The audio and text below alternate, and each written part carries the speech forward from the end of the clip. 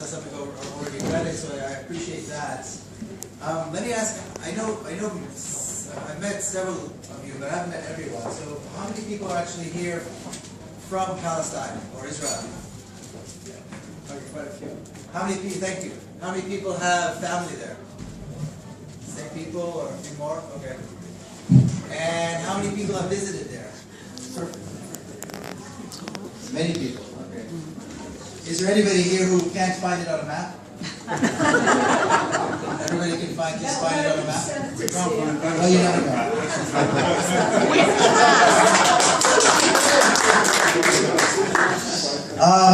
The issue of I'm going to try to do two things. I'm going to try to speak really fast so that I can finish by the time the food gets here.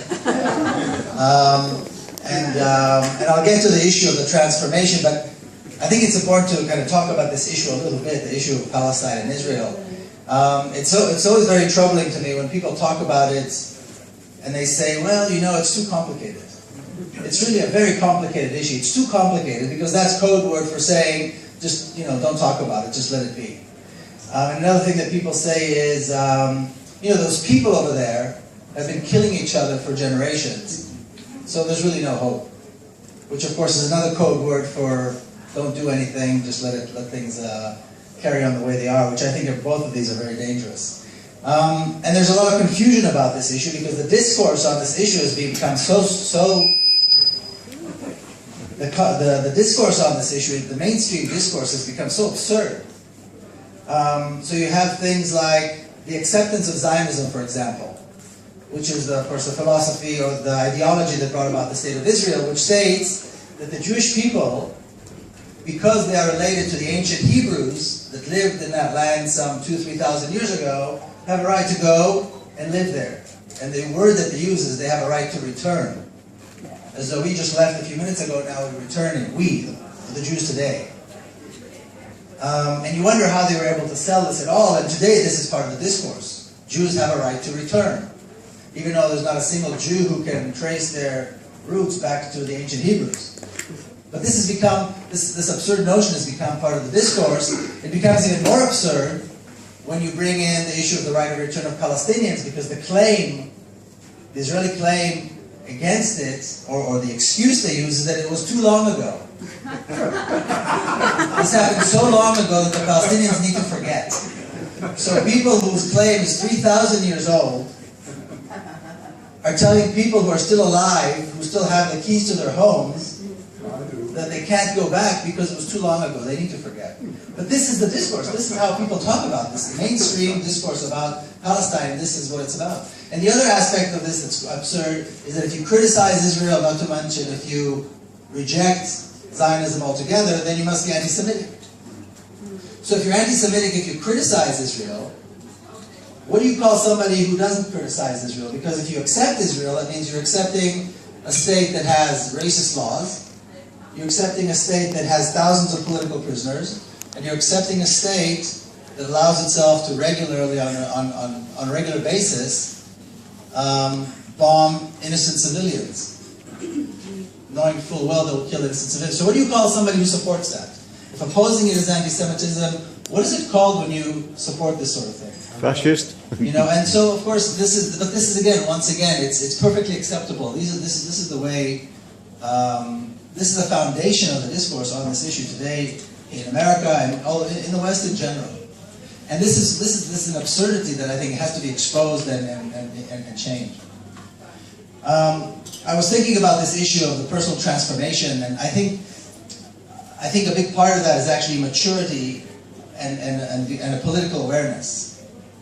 Although part of it is a personal transformation, of course, as well. But really, it's a maturity and a moving away from accepting the myth, this wonderful myth of the heroic and small David fighting and beating Goliath. And we as Israelis, we like to see ourselves, of course, as the descendants of David and the descendants of the Maccabees, who, of course, defeated great empires and so on. And to grow up and mature and go beyond the myth. And certainly Elon in his books and his work has helped a lot in doing this. But you have to have the desire and the ability to open the book and read it. So I was thinking about it, and I think you know, I tried to identify several stages, and I think the first stage was a seed. There has to be a seed, or in my case, there was a seed that was planted at some point in my childhood, and there's a story that I talk about in the book about my mother. And it's a story that she told me many, many times as I was growing up, how in 1948, she was already a young mother, she was living in a small apartment with her mother, and as the Palestinian neighborhoods in Jerusalem, in West Jerusalem, not the old city, but in the neighborhoods outside the old city, were taken by the Zionist forces, and the population who had to leave, the Palestinian population had to leave, these homes were made available to Israeli families. And of course, she was the wife of an officer. Her husband, my father, was, you know, fighting for the cause. He was in the front lines. She was offered one of these homes. And her reaction, and again, I don't remember when she told me the story the first time. I remember it as a child. I remember it my whole life. The way she tells the story, even to this day when she talks about it, it brings up the same emotion in her. And the emotion is, how could I possibly take the home of another mother? How could I possibly take the home of another family? And then she always goes on to describe the looting, the trucks that the soldiers used to loot the houses. These were well-to-do families, well-to-do homes, beautiful homes, by the way, that are still there. And the furniture and the rugs, and you may have seen there was a documentary about the books, the rare books that were stolen as well, thousands of manuscripts. And she talks about it with pain. But the thing about the story is not so much the story itself, but I remember as a child it was always troubling to me. There was something troubling about the story. And it wasn't until actually I was working on the book and talking to her about this again and again that I realized the problem with her story is that it was contradicting the national narrative. Because the narrative is, they rejected the partition plan, then they attacked us, then we defeated them, they are the Arabs of course, and then we asked them to stay and they left. We asked them to stay and they left. This is the narrative.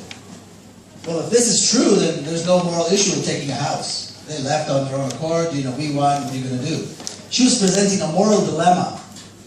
And I couldn't quite understand that moral dilemma. How does it fit in with this story? With the story of the narrative. The other problem with her story is that there was no justification at the end. In Israeli discourse, typically, even when we acknowledge an atrocity, there's always a good ending. There's always some kind of a justification. So in Israeli school books, for example, children learn about the massacre at Deir Yassin.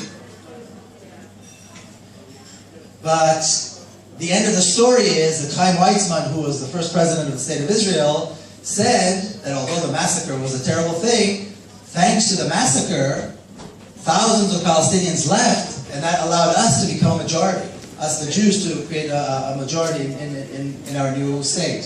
So in the end, this was a good thing. Even though the massacre was a bad thing, there was a good outcome for us. When my mother was telling this story, there was no good ending. It was wrong to do. There was no justification. And this was very strange to me as a child, again, putting it, or hearing this and learning the national narrative at the same time. So that was probably the first seed. And there was also the sense of how it wasn't okay to do it because they were Arabs. It was wrong to do it because it's wrong to do, period. Which again is very uncommon in the discourse, Israeli discourse, when we talk about Palestinians. So that was a seed. I would say that the maturation of that seed and the maturity of the process was when I began to realize the work that my father had done. My father, like you heard, he was an officer in 1948. When the State of Israel was established, he remained and was an officer in the Israeli army. And 20 years later, in 1967, he was already a general. And he was one of the generals who led and pushed, very powerfully pushed, very decisively pushed, for the war. Insisting that Israel must engage in a preemptive strike. But when the war was over, and I won't get into the details of the war and all the history and all that, but when the war was over, he stood up and he said, well, now we have an opportunity to solve the Palestinian problem. This was right at the very end, the very last days of the war. At the very first meeting of the Israeli High Command, and he said, now there's no one between us, and we can talk to the Palestinians directly and allow them to establish a state in the West Bank and the Gaza Strip. And this was really the beginning of the two-state solution, the idea of the two-state solution. He said, if we don't do this now, then we will end up being occupiers of millions of Palestinians. Eventually they will resist, we'll have to fight the resistance. Our jails will be filled with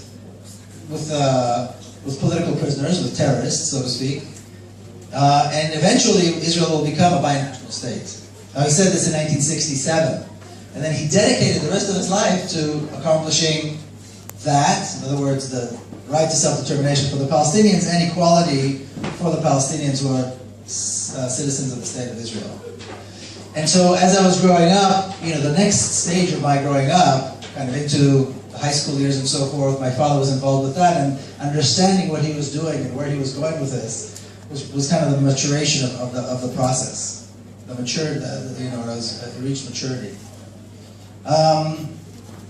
But that's not enough. I think for real transformation, there's a couple more steps. And I think the next step for me was the shock. You have to have some kind of a shock that propels you, or at least propelled me, into activism. And the shock was when my sister's little girl was killed in a suicide attack. It's a kind of a shock that completely changes everything you do and how you see the world. And the problem with that is, of course, that you can't stop living, you can't stop working, you can't stop raising your children, you have to go on with life, but you really can't. So you have to do something different. You have to do something. And my good fortune was I was already living in the US. She was killed in 1997, in September of 1997, in a suicide attack. I was living in the United States already. And I was very fortunate that I was able to find a Jewish-Palestinian discussion group or dialogue group. Now, there were several things that were significant in that. First of all, it was the first time I ever met Palestinians. In the book, I talk about my journey into Palestine began in San Diego when I was 39 years old. Now, I grew up in Jerusalem, which is a mixed city, but of course, as I'm sure you know if you've been there, it's a very segregated city. It's a very racist city. So the first time I actually met Palestinians, I was living in the United States, in San Diego. But not only was it the first time that I met Palestinians, it was the first time that I was around Palestinians and we were equal. In other words, the laws that governed their lives and the laws that governed my life were exactly the same, and that doesn't exist over there. Of course, they didn't need a permit, they didn't have checkpoints, there was no curfew that they had to meet. The laws that they lived under, the laws that I lived under were exactly the same, which is again something that I had not experienced before. And that was the time when I was finally, they kind of took me by the hand in a very gracious way, in a very generous way, and introduced me to this other country, which was called Palestine, these other people that were called Palestinians, this other narrative and the culture and everything that comes with it. And the first step was realizing that there's another story. And that the story is diametrically opposed to the story that I know.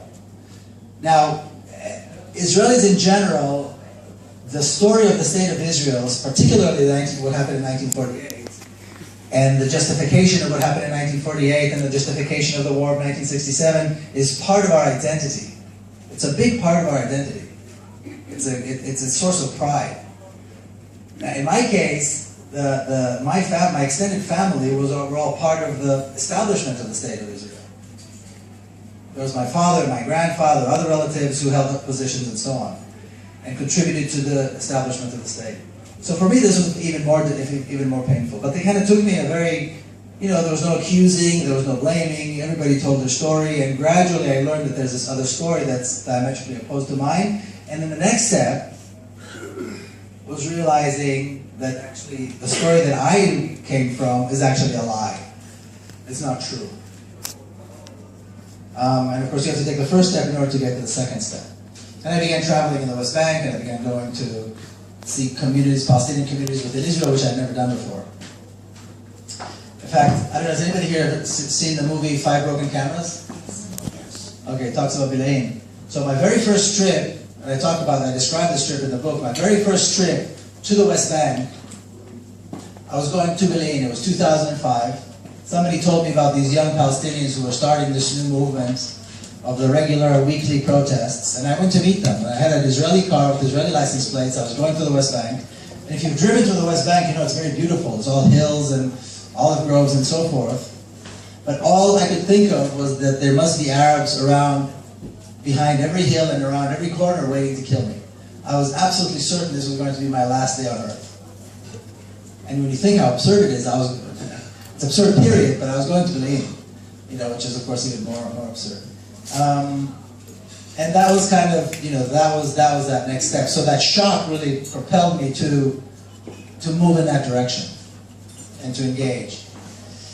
The next step, I think, was, and again, this Palestinian community in San Diego, which helped me along with this process. And talking about it now, it seems quite simple. This is a very painful process that took several years. It's a process that took several years. It was like surgery without anesthesia. It was really, really painful and very difficult, but of course very rewarding. The next step was replacing the fear with trust. And somebody compared it to a baby, letting go of something and taking their first step, knowing that they're going to make it to the next stop where they can hold on to something. That's exactly what it feels like. And that first trip to Berlin was a big step in that direction. I had to trust, I had to know that it was going to be okay. Those guys, it's going to be fine. Then taking more trips, and then participating in protests, and then going on and standing side by side, going to the other side of the wall, going through the checkpoints, being arrested, going through that whole process of knowing that it's okay to stand with the other because we're really on the same side. And probably, when I think about it now, the most compelling aspect of this trust was a friendship that I developed with a gentleman in the West Bank who was a prisoner, and he was actually imprisoned for killing a soldier. Now, I served in the Israeli army. I was a soldier. And the circumstances in which this took place, this killing took place, it could have definitely been me. It could have definitely been me. There were two soldiers who were manning a post somewhere in the West Bank. This friend of mine was a young man. He and three others snuck up behind these soldiers, who, by the way, were obviously fully armed, and stabbed them to death. And here I am, not that being a soldier was part of my identity, but it's something that I did do. I regret it, and I admit it was the wrong thing to do, but there I was. And I'm standing side by side, and I've developed this really wonderful friendship with a man who did this, who actually stabbed a soldier to death, which, again, in Israeli terms, it's a terrible thing. When you think about it legally, when you think about it internationally, when you think about it in terms of justice, you have to wonder who's the terrorist and who's the soldier. Because, once again, going back to the absurdity of the discourse about the issue, he is considered the terrorist, and my role in this is justified as the soldier of an occupation. I would argue that between the two of us, I was the terrorist, and he was a freedom fighter. Because my role, although it was small, I was a single soldier, but my role was to serve in this military force that has set to itself the objective of displacing Palestinians, destroying their homes, and then arresting them and killing them if they resist. And I participated in that, which is, I think characterizes terrorism. Because the entire objective of the Israeli army today is terrorism. Although, of course, we have uniforms and we have commanders and so on, but it's really a glorified terror organization. My friend, on the other hand, never served in the military force, never had a military force, but he had to resist. He couldn't take it anymore. And so they went up, and this was their act of resistance. He was arrested, beaten, tortured. He was given several life sentences, but he was exchanged in one of the big prisoner exchanges between Israel and the PLO, and that's how he was released. And again, reaching all these conclusions, this is all part of that process of developing the trust, and then moving on and getting a better understanding of whose role is and how we all fit into the story. The conclusion of the book, and the conclusion of my own conclusion, or the way my conclusion is represented in the book, is in the last chapter where I'm discussing with my brother-in-law, and we're talking about the solution moving forward. One state, two state, what Zionism is all about, what the state of Israel is all about, what it represents, and the role of Jews, and so forth. But it's a conversation that he and I have been having since I was 12 years old. And I just kind of summarized it into one long conversation in the book. And I think when we look at it today, and we talked about this here earlier a little bit, when we look at this today, we've got an entire country, half the population is Israeli, half the population is Jewish, and everybody pretends that it's a Jewish state. And everybody pretends that you can have a Jewish state in a country where half the population is not Jewish. And it's okay. And again, once again, I go back to the absurdity of the discourse. Everybody pretends like it's okay, you can have this Jewish state, you can call it a democracy, even though it clearly is not a democracy. It clearly has the characteristics of an apartheid state. Yet everybody pretends like it's okay and we can go on with this. And I would argue that if we're looking at a solution, we have to fall back on our values. The way we view the solution to this issue has to do with our values. If we think it's okay, if we think we can support a state that has political prisoners and racist laws and kills civilians on a regular basis as a matter of policy, that's one set of values. And if that's what our values, that's what our religion tells us, then that's what it is. There's really no argument about that. If, on the other hand, we believe in values like respecting people's human rights, respecting people's civil rights, and basically believing in equality and democracy, then we have to move away from that notion of supporting this Jewish state, or the idea of this Jewish state, in favor of a real democracy, and pushing forward to a transformation from what it is today to a real democracy that includes everyone. So it's not killing anyone, it's not destroying anything, but it's including, it's creating inclusion and creating a reality where everybody's included. And I would argue that this is not only the morally right thing to do, but it's also the realistic solution. So I would end by saying, by encouraging everybody to, this has kind of been my process, but I would encourage everyone who cares about this issue, whether from an Israeli point of view or a Palestinian point of view, because the solution will help everyone. The solution, everybody will end up being better off, Israelis as well as Palestinians. To really get behind the banner of a democratic state, of a transformation of this racist, non-democratic state, which is a Jewish state. And regardless of whether Jews have a right or don't have a right, that's not the issue. We have a reality we have to deal with. And focus on the transformation into a real democracy. And not be afraid to talk about it, not to be afraid by the name-calling, anti-Semitism and all that, but to really push forward because it makes more sense. It is the solution that makes sense, and it is the solution I think that is viable and realistic. So anyway, that was kind of the story. Thank you all very much.